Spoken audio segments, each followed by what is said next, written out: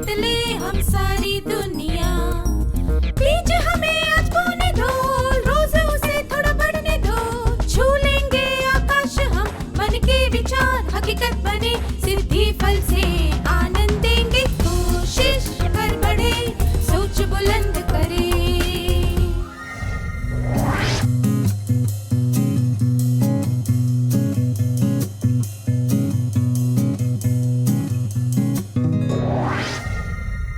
नमस्ते छात्रों, आप सबको देखकर खुशी हुई। क्या हम आज के सत्र की शुरुआत एक खेल से करें? इसका नाम है लाल, पीला और हरा। मुझे 12 विद्यार्थी चाहिए। कृपया स्वेच्छा से सामने आ जाएं। आपको जमीन पर बनी हुई लकीर पर खड़े होना है। सबसे पहले खड़ा व्यक्ति लाल कहेगा, फिर उसके बाद खड़ा व्यक्ति पीला कहेगा और तीसरा व्यक्ति हरा कहेगा। फिर चौथा व्यक्ति लाल बोलकर इस कड़ी को फिर से शुरू करेगा। आप जो रंग कहेंगे उसके अनुसार यह क्रम होगा: 1 लाल, 2 पीला, 3 हरा, 4 लाल, 5 पीला, 6 हरा, 7 लाल, 8 पीला, 9 हरा, 10 लाल, 11 पीला, 12 हरा। जब मैं कहूं शुरू, तब जिन्होंने लाल कहा था वे 3 कदम आगे चले जाएंगे और 4 कदम पीछे जाएंगे। जिन्होंने पीला कहा था वे 3 कदम आगे चलेंगे और फिर 3 कदम पीछे। जिन्होंने हरा कहा था वे 3 कदम आगे चलेंगे और 2 कदम पीछे। जब भी मैं शुरू कहूं, तब आपको इन निर्देशों का पालन करना है, ठीक है?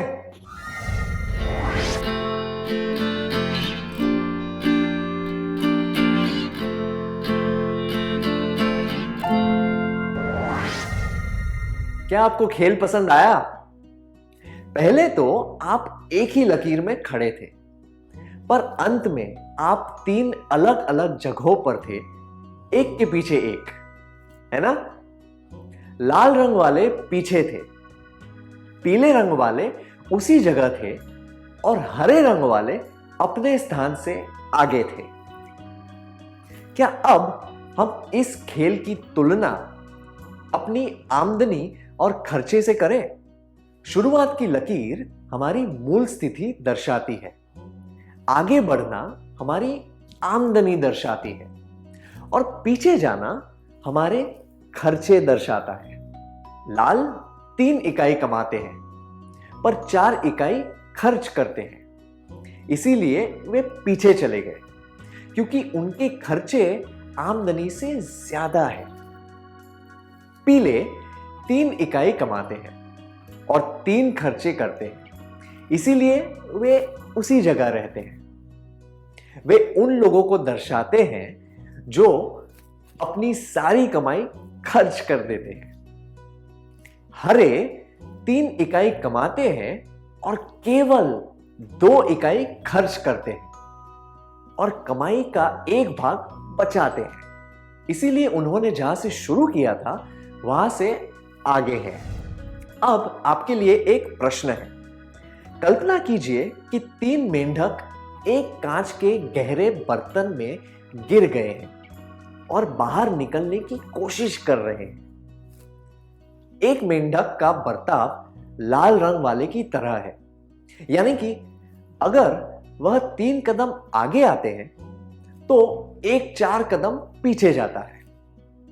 दूसरे का बर्ताव पीले रंग वाले जैसा है और तीसरे का बर्ताव हरे रंग वाले की तरह है।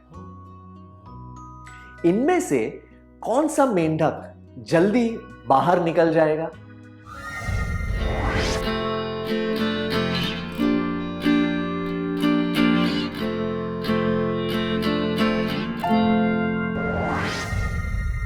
सही कहा। लाल थोड़ा आगे बढ़ेगा पर कई कदम पीछे रह जाएगा।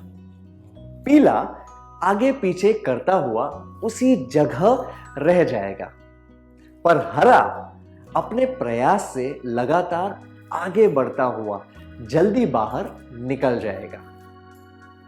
सोचिए कि अगर मेंढक की तुलना मनुष्य के व्यवहार से की गई है तो हमने इससे क्या सीखा? अपनी आमदनी से ज्यादा खर्चा करने से आर्थिक स्थिति खराब होती है। अपनी आमदनी के सारे पैसे खर्च करने से हम उन्हीं परिस्थितियों में अटक जाते हैं। अपनी आमदनी को सोच समझकर खर्च करने से हमारी उन्नति होती है। अब इस परिस्थिति पर ध्यान दीजिए। कल्पना कीजिए कि आपने 350 रुपए बचाए हैं। आप एक दुकान पर कपड़े खरीद रहे हैं। आपने 3 कपड़े देखे, अ, ब और स। तीनों अच्छे हैं और आपको पसंद भी है, पर अ में अच्छी कशीदाकारी है, इसीलिए इसका दाम 350 रुपए है। ब का दाम 300 है और स का दाम 250 है। आपने 50 रुपए रिक्शा के खर्च कर लिए और 300 रुपए कपड़े खरीदने के लिए। इस परिस्थिति में आप कौन सा कपड़ा खरीदेंगे? 1. अ के लिए 300 रुपए देकर 50 रुपए उधार रखेंगे। 2. ब खरीदेंगे या फिर 3. स खरीद कर 50 रुपए बचा लेंगे। क्या आप दोनों इस परिस्थिति का अभिनय करके दिखा सकते हैं? आपको इनमें से एक विकल्प चुनना है।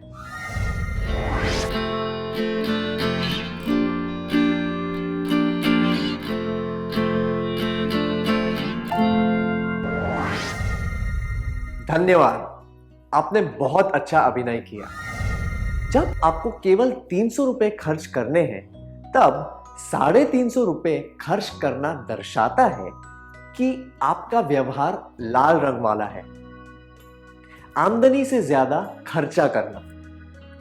ऐसा करने से आप पर कर्जा बढ़ेगा और आपकी आर्थिक स्थिति बिगड़ जाएगी। इस तरह के काम नहीं करने चाहिए।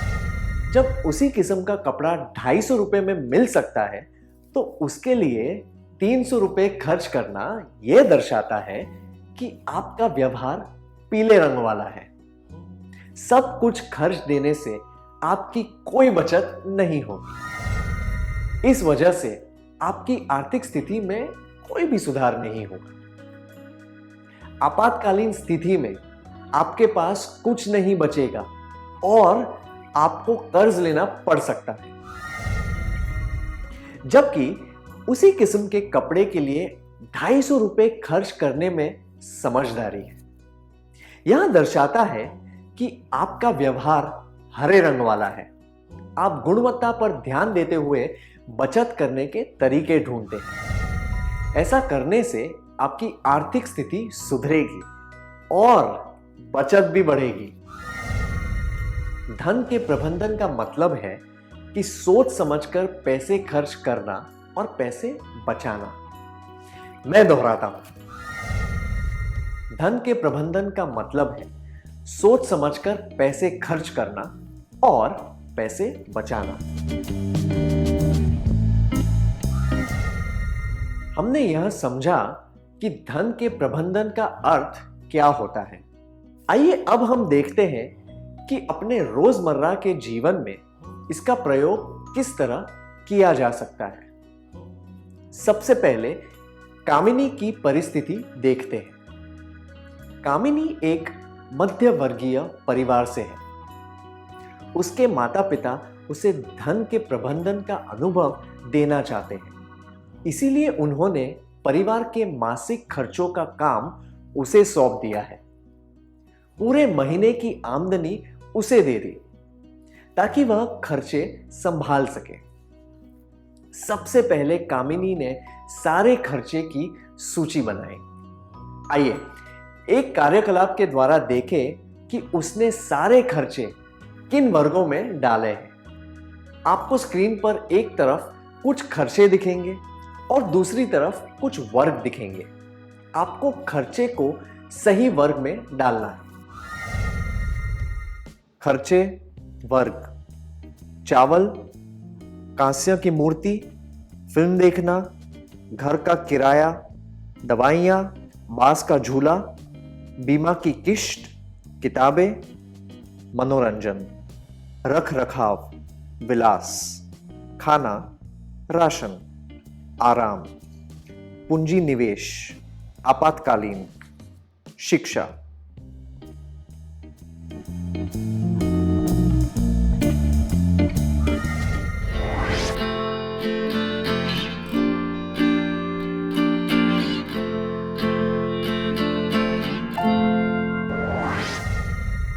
बहुत अच्छी तरीके से किया आपने, धन्यवाद। क्या हम सही जवाब देख लें? खर्चे वर्ग: चावल, खाना, राशन, कांस्य की मूर्ति, विलास, फिल्म देखना, मनोरंजन, घर का किराया, रख रखाव, दवाइयाँ, आपातकालीन, बांस का झूला, आराम, बीमा की किश्त, पूंजी निवेश, किताबें, शिक्षा। यह घर के खर्चे का एक नमूना है। घर की आमदनी, स्वास्थ्य, रहने का ढंग और अन्य परिस्थितियों के आधार पर यह बदल सकता है। इसके बाद कामिनी ने प्रत्येक चीज को 3 मुख्य वर्गों के अनुसार रखा: महत्वपूर्ण और जरूरी खर्च, आराम और सुख के लिए खर्च, विलास और ऐश्वर्या के खर्चे।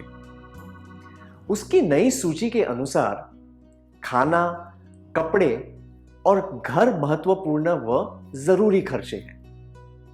जिन खर्चों से सुख मिलता है और तनाव कम होता है वे आराम वाले खर्च में आते हैं। जो खर्च समाज में अपना ओहदा दिखाने के लिए किया जाता है वे विलास के खर्च में होते हैं।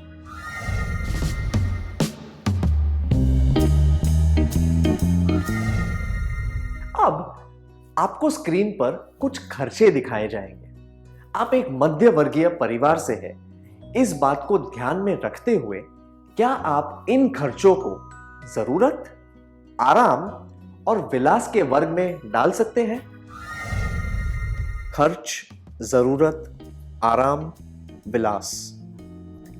चावल, बिजली, फिल्म देखना, घर का किराया, दवाइयाँ, एक महंगी तस्वीर, झूलती हुई कुर्सी, बीमा की किश्त, 5 सितारा होटल में पार्टी, पिकनिक।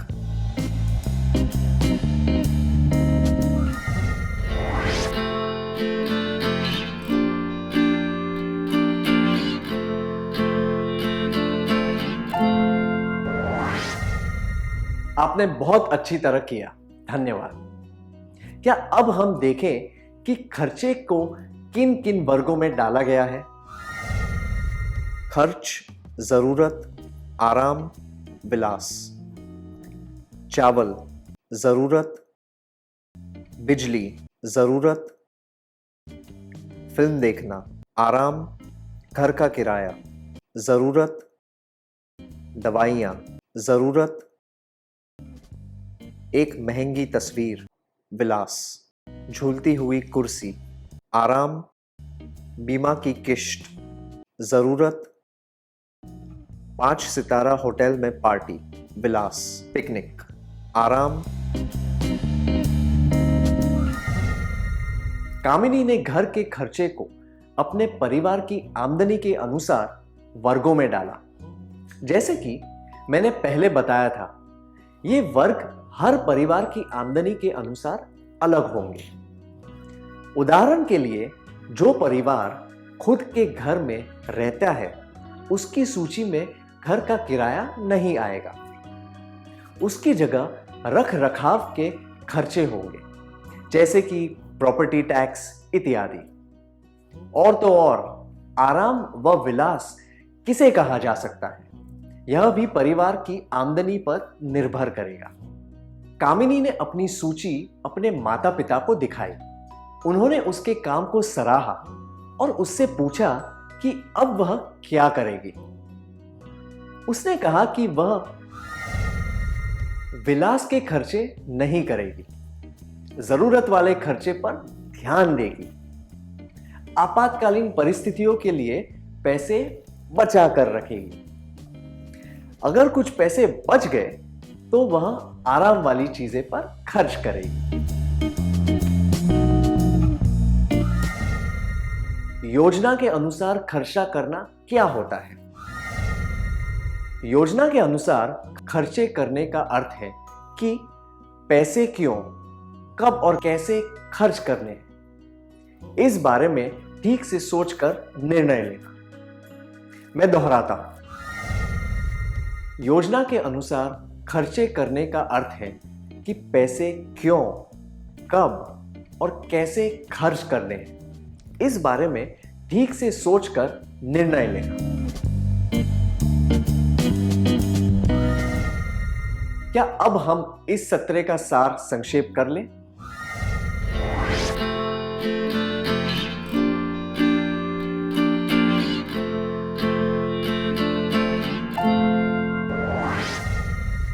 अपनी आमदनी से ज्यादा खर्चा करने से आर्थिक स्थिति खराब होती है।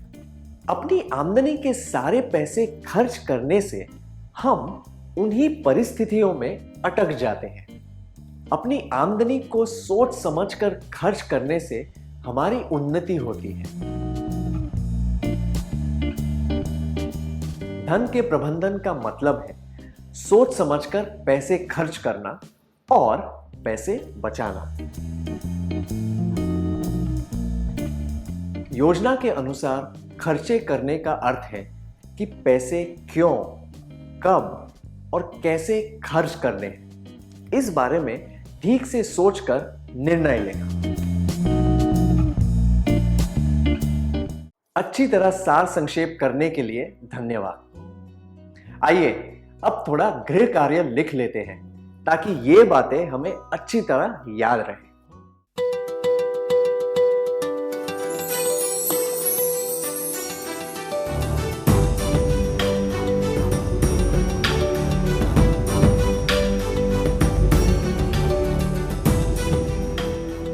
प्रश्न 1, अपने घर के सारे खर्च की सूची बनाकर उन्हें जरूरत, आराम और विलास के अनुसार वर्गों में डालें और प्रत्येक वर्ग को प्रतिशत निकालें।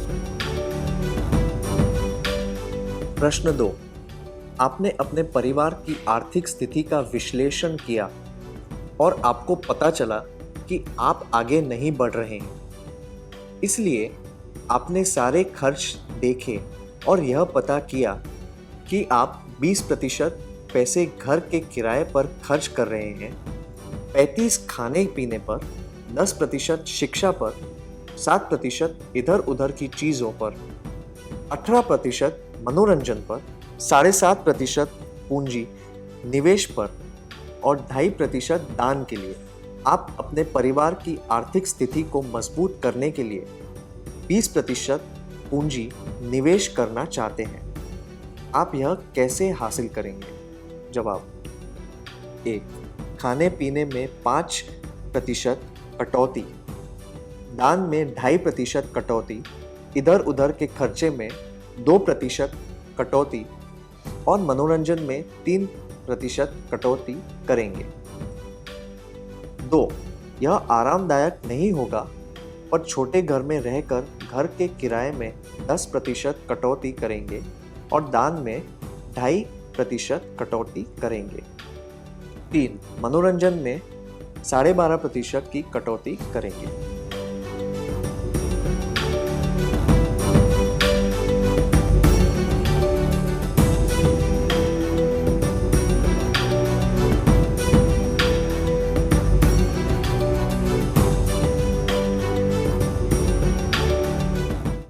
कृपया अगले सत्र में आने से पहले यह कार्य पूरा करके लाएं। तब तक के लिए अलविदा।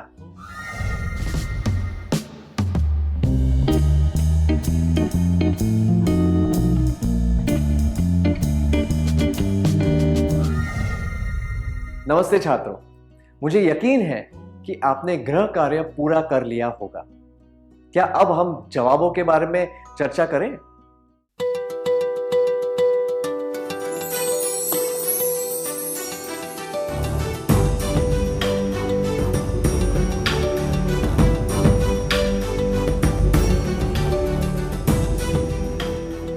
प्रश्न 1, अपने घर के सारे खर्च की सूची बनाकर उन्हें जरूरत, आराम और विलास के अनुसार वर्गों में डालें और प्रत्येक वर्ग को प्रतिशत निकालें। क्या आप अपने जवाब सबको बताना चाहेंगे?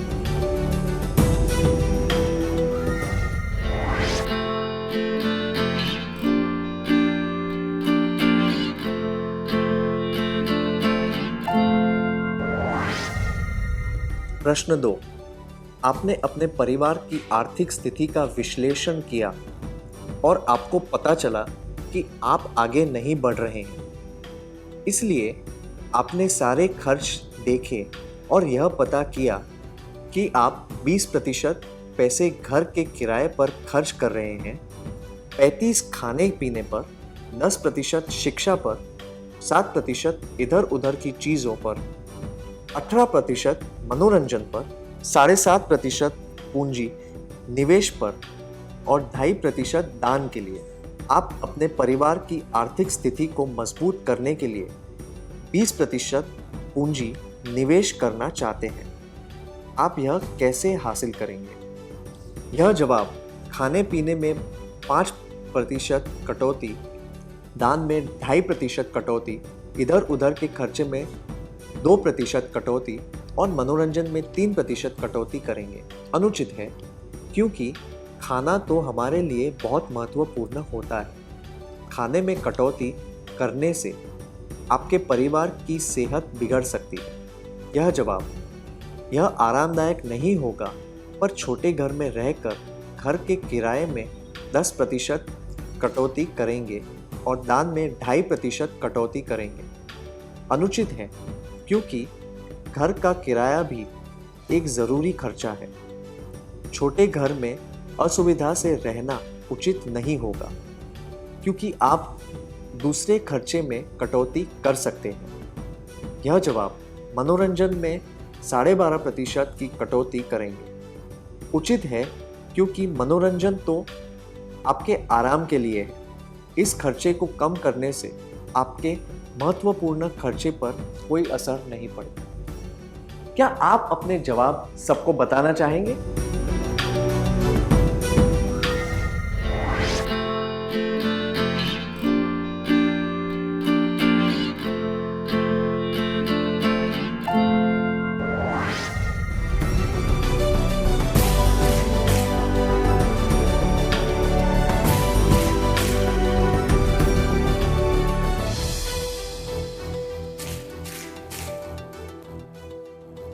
चलिए, अब हम अगला सत्र शुरू करते हैं।